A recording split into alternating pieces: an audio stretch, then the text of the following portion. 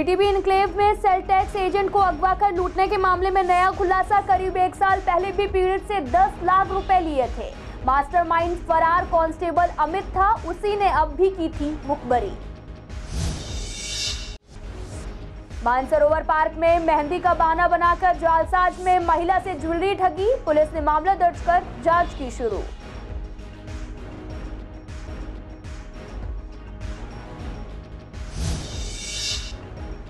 मंडावली में आम आदमी मोहल्ला क्लिनिक पर बदमाशों ने किया हाथ साफ। चोरों ने क्लिनिक से एसी, मोटर पंखे समेत कई दवाइयां चुराई। पुलिस ने मामला दर्ज कर जांच की शुरू।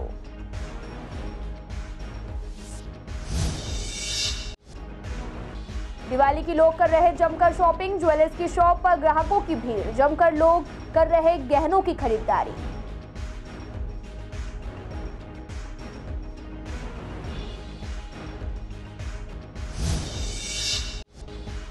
पूर्वी दिल्ली में डीटीसी की बसों में मार्शलों की तैनाती काफी अहम। लोगों को होती है बसों में यात्रा करने में सहूलियत। चोरी और झगड़े होते हैं कम।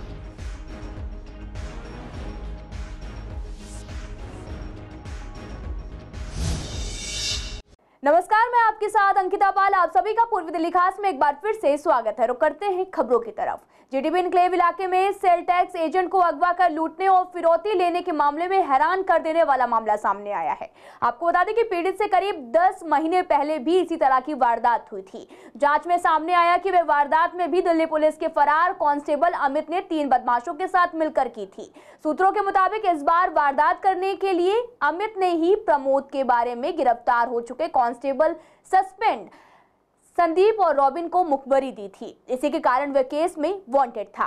पुलिस उसकी तलाश कर रही है, मगर पुलिस के दांवपेच से वाकिफ अमित पुलिस को खूब चका रहा है। वह 3 दिन बाद भी पुलिस के हाथ नहीं लग पाया। वहीं अपहरण और फिरौती के मामले में गिरफ्तार हुए कांस्टेबल संदीप और रॉबिन के खिलाफ आज विभागीय कार्रवाई भी की जा रही है।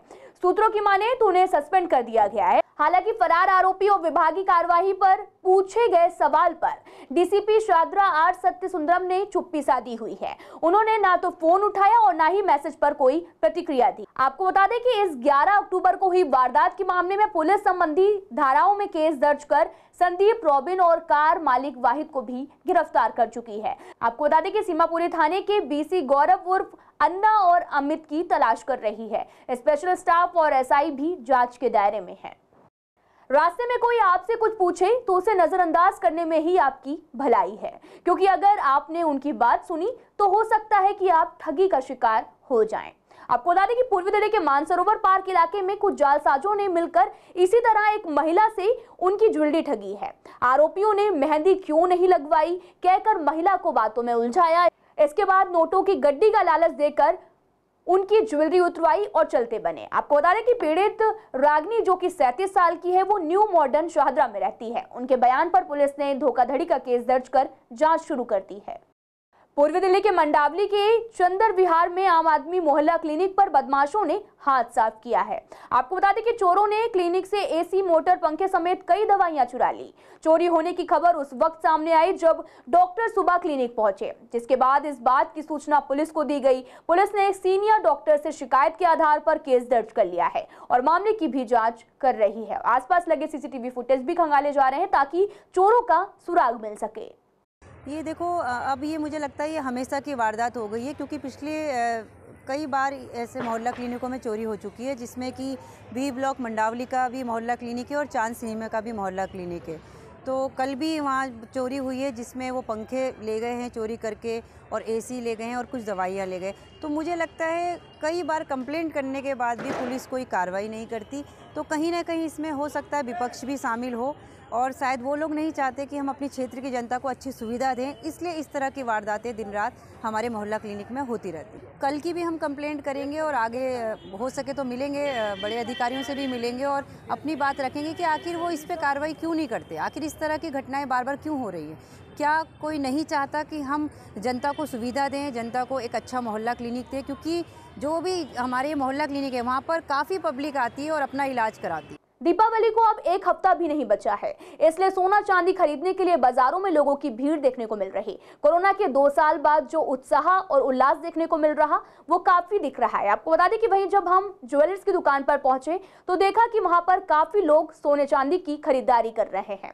भारतीय सरफरा बाजार में मंगलवार की सुबह सोने के दाम में गिरावट देखी गई, वहीं चांदी के दाम आज से फिर बढ़ गए हैं। वहीं हमने दुकानदारों से बात की तो उन्होंने कहा कि इस समय लोग खरीदारी जमकर कर रहे हैं, लेकिन धनतेरस के दिन लोग ज्यादा खरीदारी करेंगे। और साथ ही कहा कि इस समय भीड़ इतनी ज्यादा है कि उसे संभालना भी मुश्किल हो जाता है। हॉलमार्क वाली जो ज्वेलरी है वो प्रमाणित होती है। दुकानदार कम रेट में बिना हॉलमार्क वाली ज्वेलरी भी दिखाएंगे, लेकिन ऐसी ज्वेलरी में बचें क्योंकि इसकी शुद्धता की गारंटी नहीं होती है। भाई प्राइस तो मोटा मोटा गोल्ड का हम ये मान के चलते हैं कि 50,000 के आसपास एक स्टिल हो चुका है, जो कि अब इससे कम नहीं आना, क्योंकि करेंसी भी 83 चल रही है, मतलब वो भी एक बारी नहीं गिरनी। बाकी जहाँ तक क्राउड की बात करें तो दिवाली पे मतलब आप ये समझ लो मीठा और सोना, इसके बिना तो दिवाली लोगों की होती ही नहीं है। भाई सोना या चांदी या लक्ष्मी जी का रूप है और बिना मीठे के दिवाली बनती नहीं है, तो ये तो सबसे मस्त चीज़ है। क्राउड भी ठीक है, थोड़ा सा कैश क्रंच है मार्केट में, लेकिन फिर भी मतलब कुछ चीज़ें शौक से ही होती हैं, और शौक है तो चाहे पैसे नहीं हो आदमी लेता ही है, चाहे इसके करके। सोना भी खरीदते हैं जिसका जैसा पॉकेट का हिसाब है, चांदी तो लेते ही लेते हैं। जैसे धनतेरस के वाले दिन चांदी का एक थोड़ा शुभ माना जाता है कि घर में चांदी जानी चाहिए। सोना भी इंसान लेता ही है, मतलब कि वाइफ को कुछ दिला दी, जिसकी जितना बजट है, मतलब सेल है। मेनली डायमंड के सेट लेने आए थे और मम्मी को लेना था। धनतेरस भी आ रही है तो कहते हैं गोल्ड लेना चाहिए, तो मम्मी की लेने आया था। हाँ, क्राउड तो होता ही है, सब मानते हैं कि गोल्ड लेना शुभ होता है तो सब इसलिए आते हैं, तो क्राउड ज़्यादा होता ही है। हम मदर के लिए सेट्स देखने आए थे, तो यहाँ पे डिज़ाइन वगैरह काफ़ी यूनिक मिलते हैं, और बाकी एंटीक्स में भी काफ़ी डिज़ाइन आते हैं, तो वो लेटेस्ट रहते हैं यहाँ पे। थोड़ा महंगाई है, थोड़ा हर किसी की जेब ढीली हुई पड़ी हुई है महंगाई की वजह से, तो इसलिए अभी कोई ख़रीदारी नहीं हो रही। वो टाइम टू टाइम बताएगा, अभी तक तो कोई ऐसी भीड़ है नहीं बाजार में। नहीं, रेट वगैरह पूछ रहे हैं, वैसे कोई ख़रीदारी नहीं है, कोई ख़ास खरीदारी नहीं है। आप सरकार ने डीटीसी बसों में सिक्योरिटी गार्डों को बतौर मार्शल तैनात किए हैं। दरअसल ये मार्शल सरकार ने बसों में महिला सुरक्षा को ध्यान में रखते हुए लगाए गए थे। बसों में मार्शल काफी समय से तैनात हैं। कहीं जेंट्स तो कहीं महिला कर्मी डीटीसी बसों में तैनात किए गए हैं।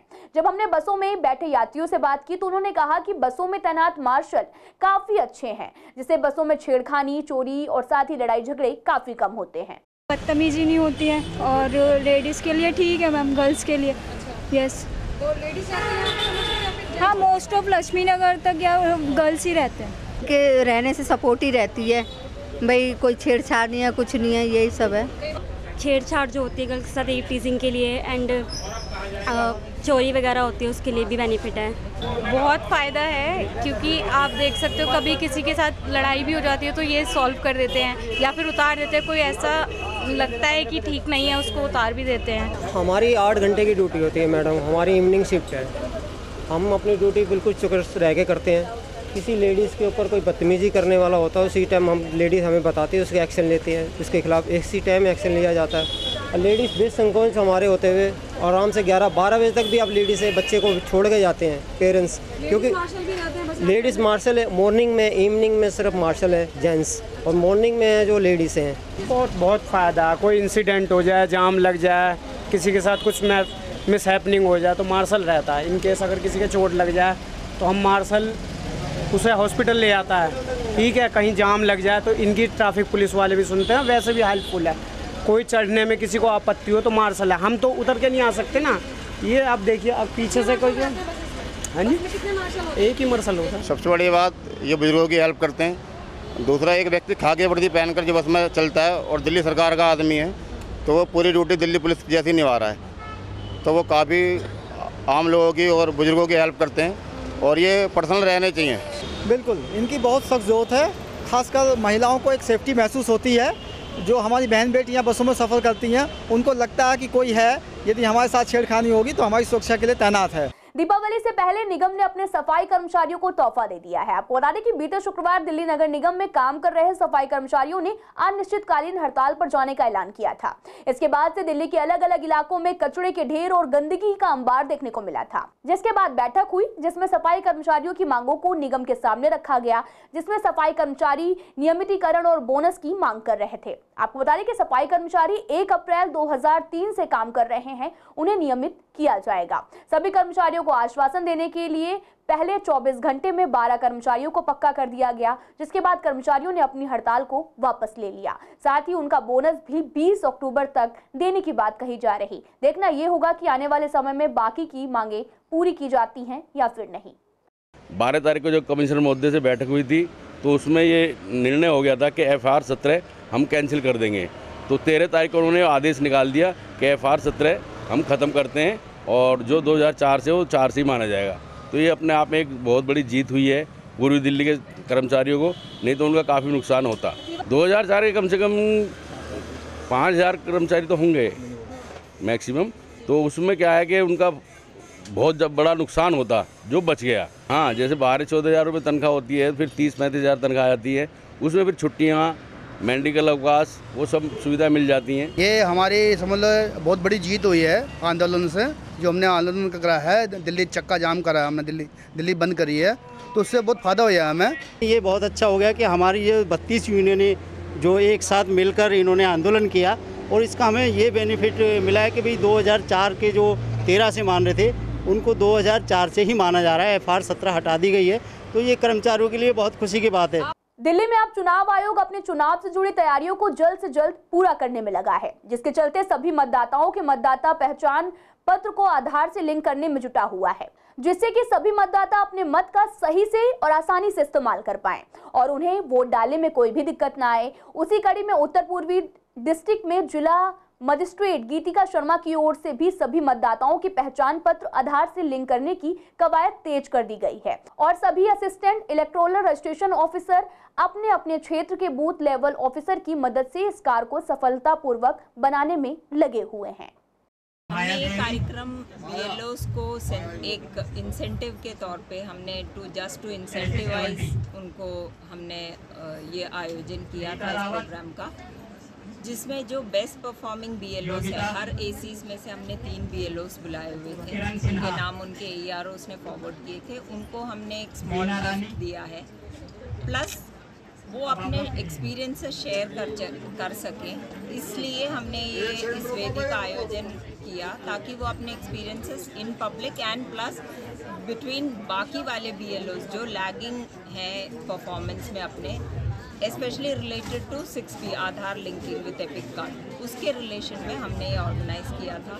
दिल्ली में डेंगू तेजी से पैर पसार रहा। दिल्ली में इस साल अब तक का आंकड़ा 1572 पहुंच गया है। बीते एक हफ्ते में डेंगू के 314 मामले सामने आए हैं। दिल्ली सरकार और दिल्ली नगर निगम डेंगू की रोकथाम के लिए फॉगिंग और एंटी लार्वा दवाइयों के छिड़काव के साथ लोगों को जागरूक करने का दावा किया जा रहा।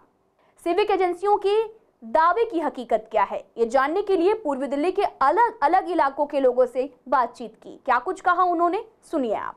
कॉर्पोरेशन का इस तरफ कोई ध्यान नहीं है कि डेंगू के जो केसेस इतने बढ़ रहे हैं, कोई भी एरिया, चाहे मेरा अपना एरिया हो, चाहे पूरी RWS के अंदर जाने के बाद यही कंप्लेंट मिल रही है कि कहीं भी फोगिंग नहीं हो रही, और अगर वो दवाई डाल के भी कहीं जाते हैं तो नाली में इतना कचरा और नाली में इतने पानी इकट्ठा हुआ है कि उसमें दवाई डालने का क्या फ़ायदा हो रहा है। या तो पहले नालियों को साफ कराएं ताकि वहाँ मच्छर ना पनप सके, और उसके बाद फोगिंग ज़रूरी है।